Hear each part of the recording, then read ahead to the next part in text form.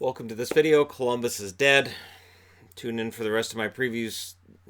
Alright, we'll take a look. Because you asked nicely, I'll take a look. So the Tampa Bay Lightning are against the Columbus Blue Jackets.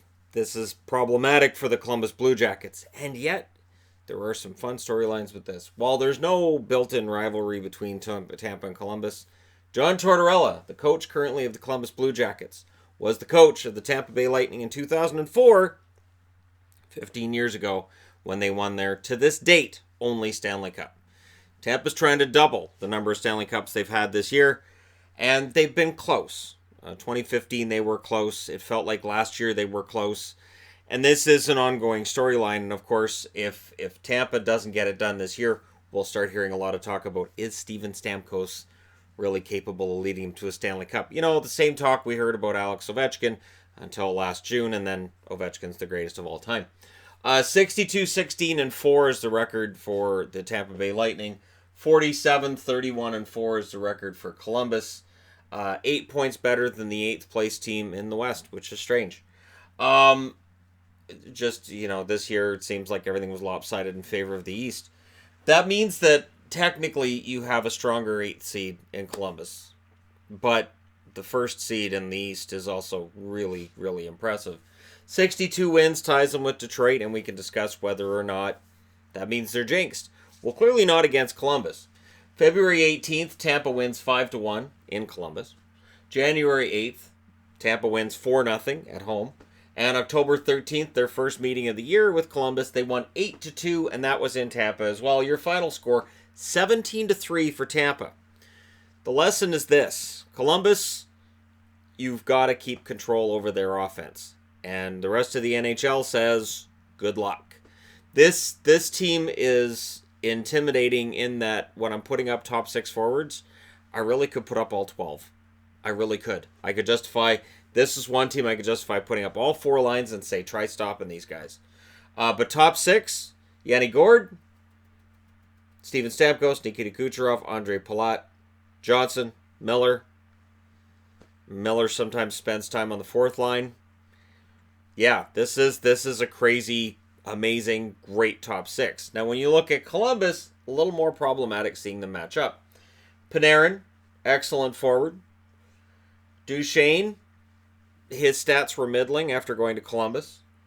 Atkinson, amazing at times this year. He had his dips as well where he was having trouble scoring. Dzingel, is he a top 6 for a contender? I don't know, and I'm a Ryan Dzingel fan. 100%, absolutely. There's one guy I thought Ottawa should have really tried hard to keep. It was Dzingel. But I don't know that I would put Dzingel in the same category as Tampa's forwards. Dubois ends up having 60 points on the season, 60-61, I believe. And a good year for him. And you get the feeling that there's better in the future for Dubois, that his stats are going to keep going up. And then Anderson, who had almost 30 goals this year. So there's a lot of decent offensive pieces, but again, once you get into the 3rd and 4th lines, that's where Tampa's really murderous. Top 4 on defense. McDonough and Hedman might be the best top 2 in the NHL. Girardi and Chernak. Eric Chernak has been a revelation this year for Tampa. You know that team that didn't need more revelations, and they got him? Whether it's Joseph, Cirelli, whoever. Everybody that goes to Tampa succeeds. Columbus, their top 4. Their top 2 is amazing with Werenski and Jones. But Nudavara and Savard, I'm not going to put them in the same category as Girard and Chernak. I just can't. So, top 6 forwards, I lean towards Tampa. If we include all top 12 forwards, it's heavily in favor of Tampa. Top 4 defense, absolutely with Hedman, McDonough. And arguments can be made for either of them as Norris contenders. Yeah, I'm leaning towards Tampa on that one as well. So, that being said, let's look at how we got here. The month of October, Tampa's 8-2-1, Columbus is 6-5. November, Tampa 10-5, Columbus 9-3-2. December, Tampa 13-0-1, Columbus 5-6. January, Tampa 6-4, Columbus 5-6. February, Tampa's 12-1-2, Columbus is 8-5. March, Tampa's 10-3, Columbus is 9-6-1. And again, I didn't care about April. But for the record, Tampa was 3 wins in 4 games in April. Games that don't really mean anything. They still kept winning. And that's the impressive thing with Tampa is there's no quit. Now, whether or not this comes back to bite them in the playoffs, maybe they run out of gas, that's a stretch in the first round. John Cooper has them playing very, very well, and he will be in the running for Coach of the Year as well. But like I said, John Tortorella, former Tampa Bay coach, kind of fun to look at it from that angle as well. If you look at the overall numbers, it doesn't get better for Columbus here. Goals for, Tampa's number 1, Columbus number 12. Goals against, Tampa's number 5, and Columbus is number 11. But there's an asterisk for that for me anyways, because Bobrovsky's been sensational lately. And if Sergei Bobrovsky plays that way, and let's be honest, for Columbus to have a chance in this series, they have to play that way. If he plays that way, and if their defense can shut the offense down at all for Tampa, then you have yourself a chance. Special teams, it's better not to look at the special teams. If you're a Columbus fan, maybe find something to do for the next 30 seconds while I discuss this. Power play for Tampa is an impressive 28.24%. For Columbus, 15.38%. So stay away from penalties if you're Columbus. And if Tampa takes a penalty, well, their penalty kill is 85.02%. Columbus is 85% on the penalty kill. So we'll see how their penalty kill does against the power play. For Tampa, I'm going to go out on a limb and say, in the 3 games they played against Tampa, probably not that great overall, but none of those games were after the All-Star break, or not the All-Star break, the trade deadline. So since they haven't played since the trade deadline, you could argue this Columbus Blue Jackets team is different than the one that lost 17-3 against the Tampa Bay Lightning. Now, goaltending's interesting because we've talked all year about Vasilevsky, and I've got the Vezina Trophy shined up for him. But there's a lot of other goaltenders that can make a claim towards it. And you could argue that Vasilevsky hasn't been as good over the last couple of months as he was earlier. Domingue have got on there as a starter. You know, if Domingue's hurt and it's Pasquale, it's Toronto all over again. It doesn't matter who the backup is. Your starter's the guy who's going to get you to the next round or not. If you're going to your backup, you're probably done. Now, Domingue had an amazing win-loss record. And Tampa scores enough to do quite a bit of damage. But against Bobrovsky, if it's Domingue, I would honestly think maybe Columbus has a chance. If it's Korpisalo, that chance drops dramatically. No offense to Korpisalo, but the way Bobrovsky's been playing lately has been absolutely amazing. Now, the President's Trophy curse. Is it a thing? Is it not? No, not really. This is the 4th time that Tampa's won their division. And 2004, I believe they were first overall the year they won the Stanley Cup.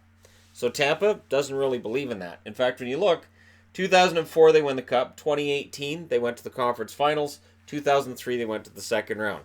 This is the 4th time they've won their division. The first 3 times they did not lose in the first round. So not a thing for Tampa.